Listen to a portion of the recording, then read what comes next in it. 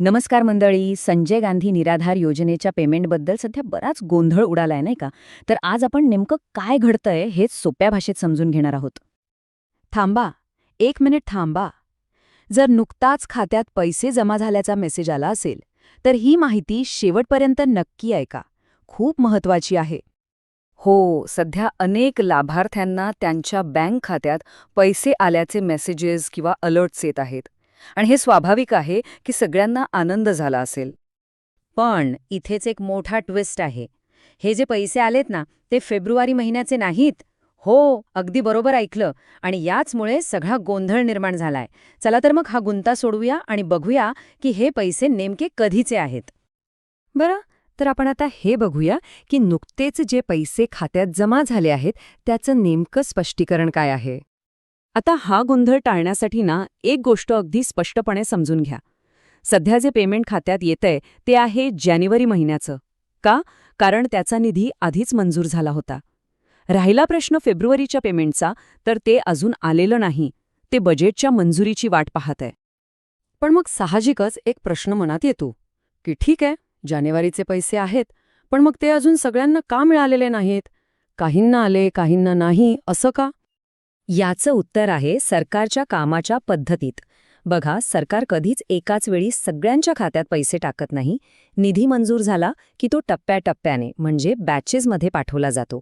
या सगळ्या प्रक्रियेला साधारणपणे 2 ते 3 दिवस लागतात. त्यामुळे जर पैसे आले नसतील तर अजिबात काळजी करू नका, ते लवकरच जमा होतील. चला आता पुढे जाऊया. काही वेळा असंही होतं की पैसे सगळ्यांना मिळतात पण एखाद्याच व्यक्तीचं पेमेंट अडकतं. तर असं का होऊ शकतं याची काही कारणं पाहूया. हो, तर काही वेळा पेमेंटला उशीर होण्याची वैयक्तिक कारणं सुद्धा असू शकतात. उदाहरणार्थ, केवायसी पूर्ण नसेल किंवा बँक खातं योजनेशी व्यवस्थित लिंक नसेल किंवा इतर काही कागदपत्रांमध्ये अडचण असेल. म्हणूनच भविष्यात असं होऊ नये यासाठी आपली सगळी कागदपत्रं, विशेषतः केवायसी, अपडेटेड आहेत की नाही हे एकदा तपासून घ्या. बरं, आता येऊया सगळ्यात मोठ्या आणि महत्त्वाच्या प्रश्नाकडे. तो म्हणजे फेब्रुवारीच्या पेमेंटचं काय झालंय, त्याला उशीर का होतोय आणि पुढे काय अपेक्षा ठेवायची. या विलंबाचं मूळ कारण आहे आपलं राज्याचं बजेट, म्हणजे अर्थसंकल्प. दरवर्षी फेब्रुवारी महिन्यात सरकार एक वार्षिक आर्थिक योजना सादर करतं. आणि याच बजेटमध्ये ठरवलं जातं की संजय गांधी योजनेसारख्या वेगवेगळ्या सरकारी योजनांना पुढच्या वर्षभरासाठी किती पैसे म्हणजे निधी दिला जाईल.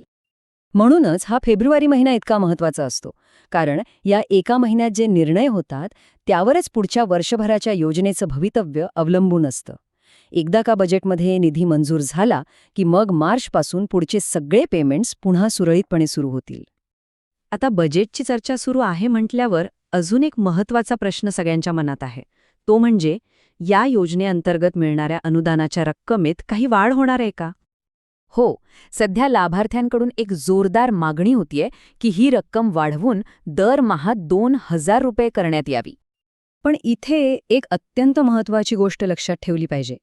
अनुदानात वाढ करायची की नाही हा निर्णय पूर्णपणे आणि फक्त राज्याच्या बजेटमध्ये किती निधी मंजूर होतो यावर अवलंबून आहे. जरी काही सकारात्मक चिन्ह दिसत असली तरी जोपर्यंत बजेट अधिकृतपणे मंजूर होत नाही तोपर्यंत काहीही निश्चित मानू नका. चला तर आतापर्यंत आपण जे काही पाहिलं त्यातून आपल्यासाठी म्हणजे लाभार्थ्यांसाठी सगळ्यात महत्त्वाचे मुद्दे कोणते आहेत ते थोडक्यात समजून घेऊया. तर लक्षात ठेवण्यासारख्या काही मुख्य गोष्टी. 1. सध्या जे पैसे मिळतायत ते जानेवारीचे आहेत. 2.